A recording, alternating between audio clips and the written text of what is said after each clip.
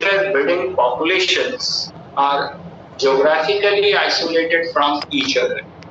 जैसे एक ही स्पीसीज का एक पॉपुलेशन इंडियन पेनिनसुला में और उसी एक स्पीसीज का पॉपुलेशन ऑस्ट्रेलियन कॉन्टिनेंट में है, तो ये दोनों एक ही स्पीसीज के पॉपुलेशन है, लेकिन इतनी दूरी हो गई दोनों के बीच, एक ऑस्ट्रेलिया में है, एक साउथ इंडिया इंडियन पेनिनसुला में है, ये आपस में इंटरब्रीडिंग पॉसिबल नहीं। और जब इंटरब्रीडिंग नहीं होगा तो धीरे धीरे they will develop into new species. It is geographical isolation. यानी they have been separated or isolated by geographical barriers. Now geographical barriers may be the ocean, जैसे इंडिया और इंडियन पेनिनसुला और ऑस्ट्रेलिया में है, but it may be also in the form of mountains, deserts, mountains है, desserts है, ocean है, ये कोई भी ऐसा बैरियर जिसको आसानी से क्रॉस करके कोई ऑर्गेनिज्म दूसरे जगह नहीं जा सकता है, वो ऐसे दो एक ही स्पीसीज के दो पॉपुलेशन को अलग अलग हैं लेकिन उनको मिलने से रोकेगा। It is called geographical isolation. Now the second one is spatial isolation. Spatial कहते हैं डिस्टेंस आइसोलेशन। अब दो पॉपुलेशन है एक ही कॉन्टिनेंट में, जैसे इंडियन सब कॉन्टिनेंट, दो पॉपुलेशन, एक को केप कोमरी कन्याकुमारी में रखा और एक को रखा हिमालय, तो दोनों है तो इंडियन सब कॉन्टिनेंट में, लेकिन एक को रखा है केप कोमरी कन्याकुमारी, एक को रख दिया है हिमालयन रीजन। अब डिस्टेंस इतना ज्यादा है, हजारों किलोमीटर की दूरी है, it is not possible for the organism to cross this distance and to perform interbreeding. तो यहाँ पे जो बैरियर है वो डिस्टेंस है। Now, अगर डिस्टेंस को भी हटा दें और दो पॉपुलेशन से उनको एक साथ रख दें, तो हो सकता है कि उनका जो ब्रीडिंग सीजन है वो अलग हो। एक का ब्रीडिंग सीजन है अगर जनवरी से मार्च और दूसरे का ब्रीडिंग सीजन है जून टू अगस्त या सितंबर, तो साथ रह के भी ब्रीडिंग नहीं हो सकता है क्योंकि दोनों का गैमेट का फॉर्मेशन अलग होता है। It is called seasonal isolation. Breeding season अलग है, इसलिए दे कैन नॉट इंटरब्रीड और प्रोड्यूस फर्टाइल ऑर्गन्स। अगर नेक्स्ट हम लोग देखें तो ethological isolation. Ethology it is the behavioural science. Her organism का एक खास बिहेवियर होता है और उसके बिहेवियर के स्टडी के लिए एक ब्रांच है that is called ethology, behavioural.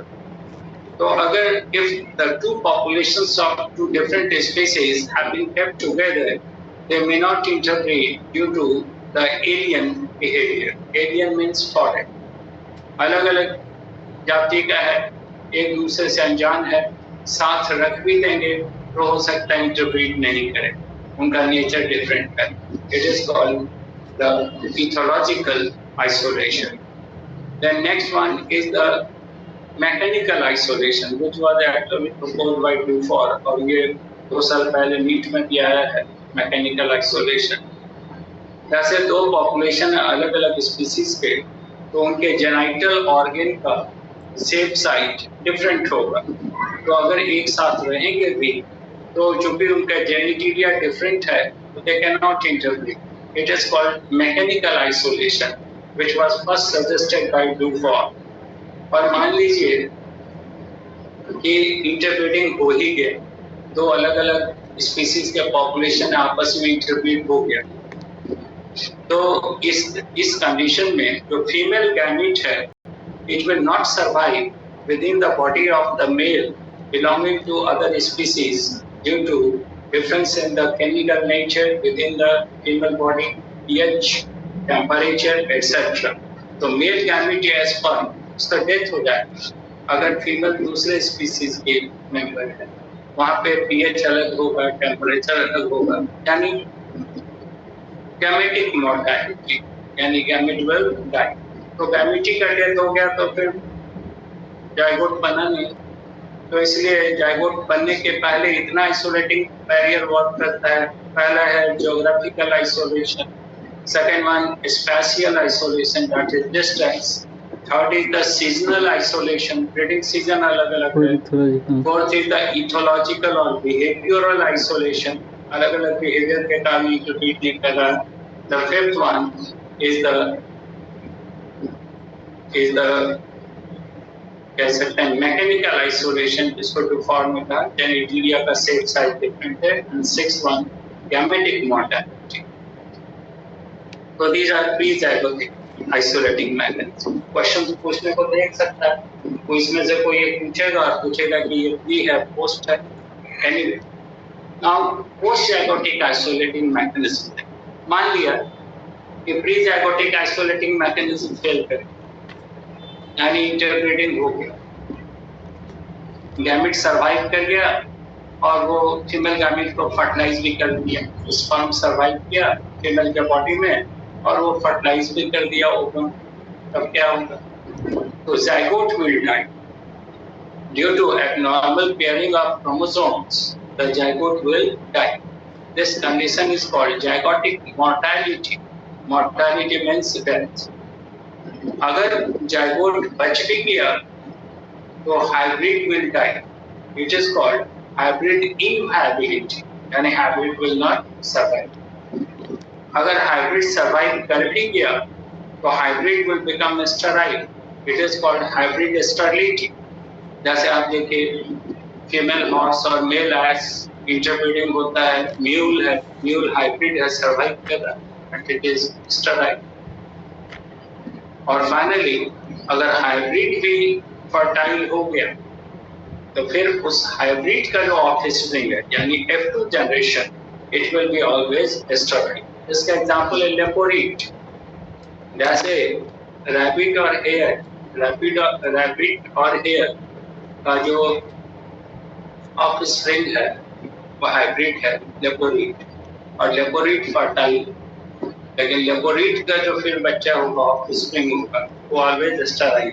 इसको कहते हैं F2 breakup, F2 generation right. तो कहीं ना कहीं जाके आप देखिए आइसोलेशन वर्क कर रहा है। प्री-ज़ाइगोटिक आइसोलेटिंग मैकेनिज्म अगर फेल कर गया तो पोस्ट-ज़ाइगोटिक में काम कर रहा है। अब हम लोगों को डिस्कस करना है types of speciation and the role of isolation. अब देखिए स्पेसिएशन कितने तरह का। तो 3 टाइप्स ऑफ स्पेसिएशन, 3 तरह का speciation. First is phyletic speciation. अब एनसीआर उसमें लिखा भी है, पढ़िएगा ध्यान में, आप समझ में आएगा। Phyletic speciation. Second is the sympatric speciation and third is allopatric speciation. बहुत आसान है, समझ में आ जाएगा पूरा। देखिए phyletic speciation which was studied in detail by Darwin.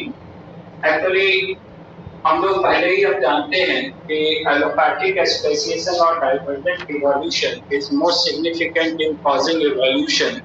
लेकिन अनफॉर्चुनेटली जो फादर ऑफ डार्विन है, जिनको हम लोग फादर ऑफ इवोल्यूशन कहते हैं डार्विन को, he was completely ignorant of allopathic speciation और डाइवर्जेंट। वो तो जानते ही, उसके बारे में सोचा भी नहीं था। डार्विन जो पूरे लाइफ टाइम में इवोल्यूशन का जो जिक्र किया या इसके बारे में वो जानते, तो वो था फाइलेटिक इवोल्यूशन। तो phyletic evolution always occurs in isolated places. Isolated places, the best example is the insular flora and fauna. Insular कहते हैं आइलैंड, छोटा टापू, छोटा सा टापू। वहां पे जो फ्लोरा और फाउना है उनमें जो स्पेसिएशन होता है, that is the best example of phyletic speciation and it leads to phyletic evolution. तो कारण है कि अगर कोई आइलैंड है छोटा सा, तो वहां बाहर से कोई ऑर्गेनिज्म आ नहीं सकता है और ना कोई वहां से बाहर जा सकता है। अब डार्विन के साथ क्या मामला था कि जब उन्होंने इवोल्यूशन को स्टडी किया था तो वो गैलापागोस आइलैंड पे, अब बाद में भी जब उन्होंने इवोल्यूशन पे काम किया तो डाउन विलेज में किया, वो सबसे अलग रहते थे, उतना ही एरिया में उन्होंने इवोल्यूशन देखा, तो इसलिए उनको आइडिया था फाइलेटिक का। और जबकि हम लोग अभी देखेंगे it is least significant in evolution. तो फाइलेटिक इवोल्यूशन में क्या होता है कि जैसे मान लीजिए कि ये किसी स्पीसीज का population A it is a population of a species, और मान लीजिए इसका ब्रीडिंग सीजन है जनवरी टू मार्च। ये इसका ब्रीडिंग सीजन है जनवरी to March. In time and space, समय के साथ साथ इसमें कुछ ऑर्गेनिज्म का जो ब्रीडिंग सीजन था वो थोड़ा चेंज हो गया, उसमें थोड़ा डिफरेंस आ गया। ये हो गया फरवरी टू अप्रैल। फिर इसमें इसके कुछ पॉपुलेशन में चेंज आया तो बना सी, और इसका ब्रीडिंग सीजन हो गया मान लीजिए मार्च टू मई, और फिर चेंज आया कुछ ऑर्गेनिज्म में और इसका ब्रीडिंग सीजन हो गया डी पर, ये हो गया मान लीजिए अप्रैल टू जून। तो एक बड़ा पॉपुलेशन है, एक स्पीसीज है, आइलैंड पे इंसुलर आइसोलेटेड है। समय के इसका ब्रीडिंग सीजन है जनवरी से मार्च। समय के साथ इसके कुछ मेंबर्स में कुछ थोड़ा सा चेंज आ गया ब्रीडिंग सीजन, समय के साथ धीरे धीरे कुछ चेंज आता है। तो इसका ब्रीडिंग सीजन हो गया कुछ का फरवरी टू अप्रैल, इसी तरह इसमें फिर कुछ का चेंज आया मार्च टू मई और फिर अप्रैल टू जून। तो आप देखिए ए कैन ब्रीड विद बी, दोनों ब्रीड कर सकता है क्योंकि ब्रीडिंग सीजन ओवरलैप कर रहा है। B can breed with C, ये इससे ब्रीड कर सकता है। C can breed with D, तो means they are the populations of the same species. अभी तक ये एक ही स्पीसीज का पॉपुलेशन, बट अगर आप इन दो टर्मिनल स्पीसीज को देखें, टर्मिनल पॉपुलेशंस को देखें ए और D, these two are called terminal populations, also known as race increase। Terminal populations और रेस इंक्रीज, इनका ब्रीडिंग सीजन देखिएगा तो वो बिल्कुल डिफरेंट है। ये जनवरी टू मार्च है और ये अप्रैल टू जून है।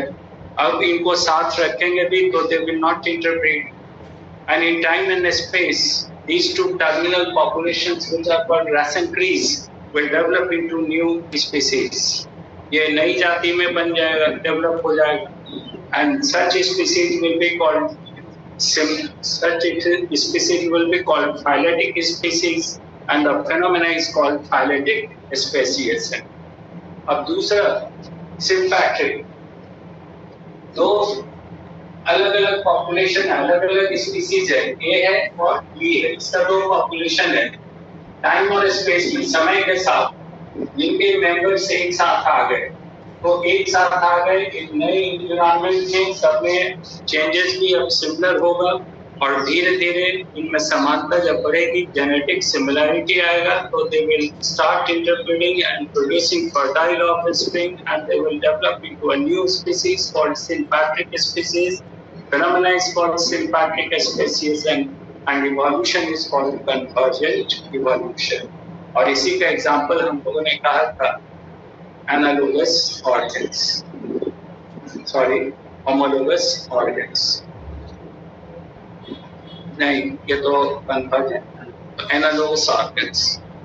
तो जैसे बर्ड का विंग है और बैट का पैट्रिजिया, तो अलग अलग है, दो अलग अलग स्पीसीज है, लेकिन दोनों में समानता बढ़ गई। जैसे वेल है, उसका भी बॉडी स्ट्रीमलाइंड हो रहा है, फ्लिपर है, और मोर और लेस उसका वैसा ही अपीयरेंस फिश का भी है, उसमें फील्स है, लेकिन एक जगह है तो समानता बढ़ रही है, तो नेचर ऑफ फूड भी एक हो रहा है। अगर धीरे धीरे यही बढ़ता गया तो it will develop into sympatric species. तो analogous organs are the strong proof of convergent evolution or sympatric species। अब तीसरा है कि दो अलग अलग पॉपुलेशंस हैं। मान लीजिए ये तो दो अलग अलग पॉपुलेशन का एक स्पीसीज बन गया, तो ये बन गया sympatric, sym together, patrium means place, एक जगह आ गया तो एक नई जाति बनी। अब ठीक इसका उल्टा, ये पॉपुलेशन है एक और इसके कुछ मेंबर अलग अलग हो गए, ये बी और सी। अब समय के साथ ये चेंजेज आएगा, इनका एडेप्टेशन अलग तरीके से होगा, तो they will develop into new species. तो एक से कई स्पीसीज बनेगा, it is called allopatric. Allo means क्या हो गया, डिफरेंट हो गया, और allopathic species is supported by the presence of homologous organ. एक ही तरह के ऑर्गन है लेकिन अलग अलग काम कर रहे हैं। जैसे फोरलिम्ब बताया था हॉर्सेस में, हम लोगों में, व्हेल में या बर्ड में, सब में अलग अलग काम कर रहा है। तो इसका मतलब है कि ये सब बिखर गया, अलग अलग जगह पे जाके अडेप्ट कर गया, समय के साथ एक नए जाति में बदल गया। तो एलोपैथिक स्पेसिएशन कहेंगे, इट कॉजेज डाइवर्जेंट इवोल्यूशन, और इसी को हम लोग एडेप्टिव रेडिएशन भी कहते हैं। ये रेडिएट मतलब बिखर गया अलग अलग जगह पे, वहां जाके अडेप्ट किया। जैसे व्हेल पानी में अडेप्ट कर गया, बर्ड एयर में अडेप्ट किया, मैमल जमीन पे अडेप्ट किया। तो ये अलग अलग जाकर वहां पे अडेप्ट किया और नई नई जाति में चेंज हो गया। It is called adaptive radiation और डाइवर्जेंट इवोल्यूशन, और speciation is called allopathic speciation. अब देखिए आइसोलेशन करो, अगर हम लोग फाइलेटिक स्पीसीज की बात करते हैं तो यहाँ पे ना कोई नया बैरियर बना। इसमें फाइलेटिक स्पेसिएशन में ना तो कोई नया बैरियर बनाया है आइसोलेटिंग बैरियर, और ना कोई एग्जिस्टिंग बैरियर को तोड़ा है।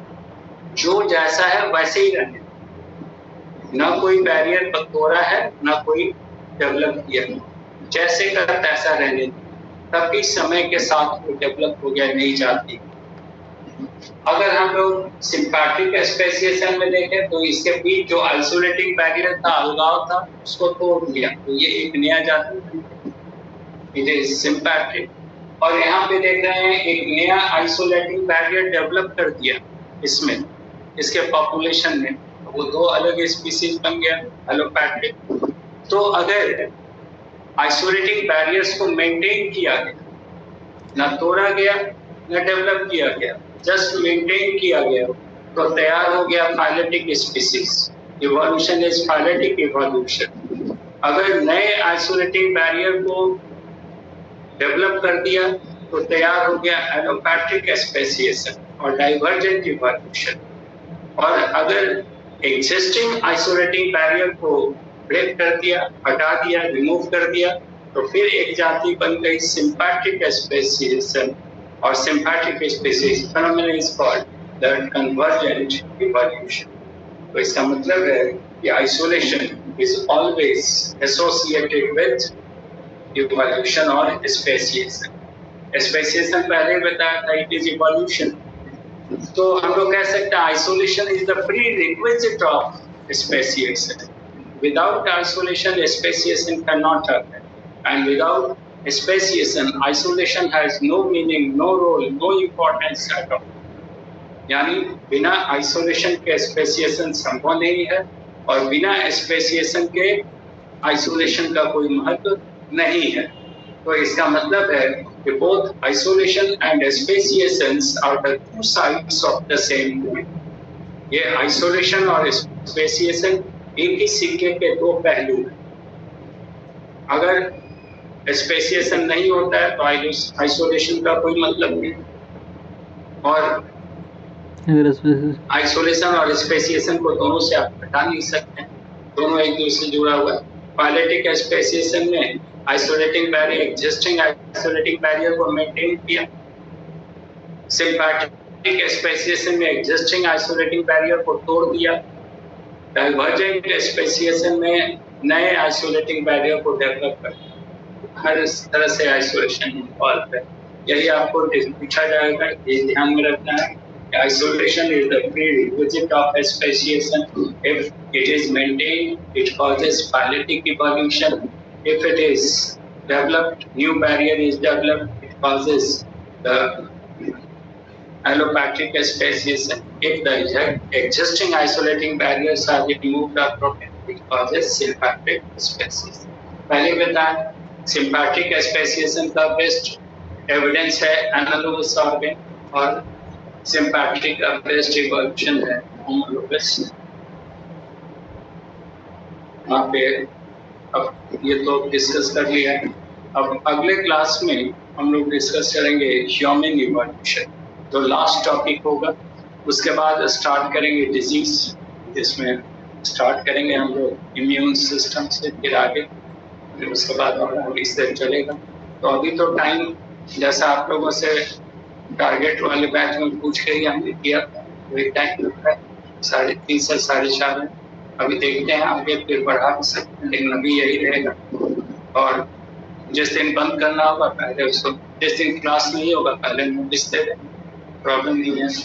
और चाहिए तो अभी 5 से 6 तक, 5 से 6 में एक फिर बैच करेंगे, 12th का बैच है, उसमें आज रेस्पिरेशन खत्म करेंगे और समय मिला तो एक्सक्रीशन स्टार्ट करेंगे। तो चाहिए तो एक्सक्रीशन से आप कर भी सकते हैं, बिकॉज हमको नहीं लगता है कि 40 वाले बैच से आप टाइम कुछ आपका ओवरलैप करेगा, 40 तो शाम को या जब नहीं, तो ये टाइम तो नहीं देंगे, तो इसलिए कर सकते हैं, एक टॉपिक हो जाता है एक्सक्रीशन।